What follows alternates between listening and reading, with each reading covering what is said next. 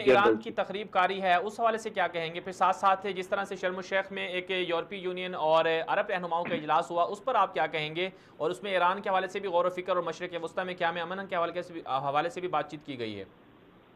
اس حوالے سے ہمیں تھوڑی سی تشویش ہونی چاہیے پاکستان میں کہ جنرل قاسم سلیمانی جو ہیں جی وہ پاسداران انقلاب کی ایکسٹرنل آرم جو ہے، جو فوج ہے ان کی، جس کا کام ہے دوسرے ملکوں میں مداخلت کرنا، اس کو ہیڈ کرتے ہیں۔ تو اور قاسم سلیمانی کا نام جب لیا جاتا ہے تو وہ یمن آتا ہے، اس میں بحرین آتا ہے، اس میں کویت آتا ہے، اس میں عراق آتا ہے، شام آتا ہے، لبنان آتا ہے اور افغانستان آتا ہے۔ لیکن جب قاسم سلیمانی پاکستان کا بھی نام لے گا، اس کا مطلب یہ کہ یہ انڈائریکٹ میسج پاکستان کو بھی بھیجا جا رہا ہے کہ تخریب کاری جو ایران کر رہا ہے دوسرے ملکوں میں، اس کا نشانہ پاکستان بھی بن سکتا ہے۔ اس حوالے سے پاکستانی سیکیورٹی اور لا انفورسمنٹ کو تھوڑا سا ہوشیار ہونا ہوگا، اور وہ ہوشیار ہیں یقیناً۔ جیسے میں نے آپ کو بتایا کہ آپ کو پتہ ہے کہ پچھلے 15 سال کی جو سب سے بڑی دہشت گرد نیٹ ورک ہے ہماری نظر میں ٹی ٹی پی اور بی ایل اے تھی جو افغانستان سے چل رہی تھی، لیکن وہ تو بعد میں پتہ چلا کہ جو سب سے بڑی نیٹ ورک ہے دہشت گردی کی ایکچولی وہ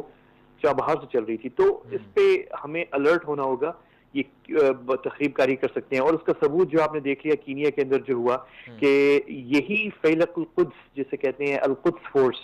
جو پاسداران انقلاب کی ایکسٹرنل ونگ ہے، القدس فورس جس کا کام ہے یمن میں اور دوسرے ملکوں میں جو ہے مداخلت کرنا، یہ القدس فورس کو قاسم سلیمانی ہیڈ کرتے ہیں جنہوں نے پاکستان کو دھمکی دی ہے۔ اور انہی کے دو بندے تھے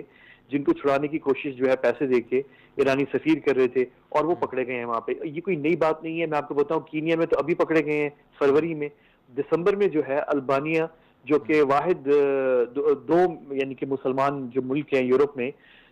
بوسنیا اور البانیہ دو مسلمان ملک ہیں، اور البانیہ جو ہے آپ کو پتہ ہے وہ او آئی سی کا ممبر بھی ہے، اور انہوں نے ایرانی سفیر کو دربدر کیا، ایکسپیل کیا،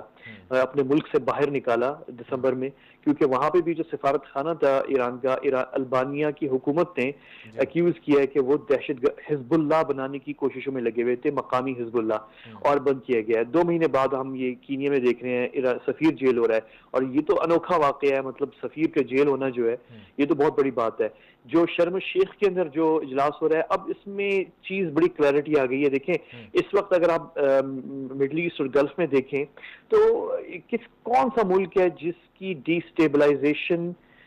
فورس جو ہے وہ دوسرے ملکوں کو غیر مستحکم کر رہی ہے؟ تو کوئی ملک نظر نہیں آتا جس کی فورسز غیر مستحکم کر رہے ہیں